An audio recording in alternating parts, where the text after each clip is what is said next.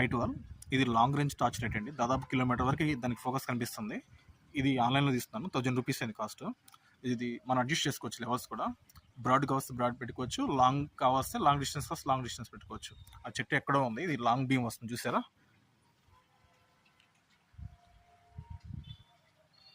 చెట్టు కొబ్బరి చెట్టు ఉంది, ఇంకా దగ్గరలో ట్యాంక్ ఉంది.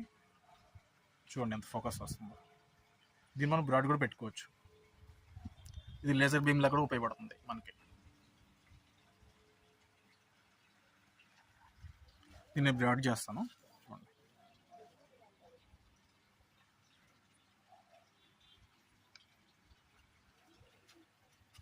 చూడండి మొత్తం బ్రాడ్ అయిపోయింది.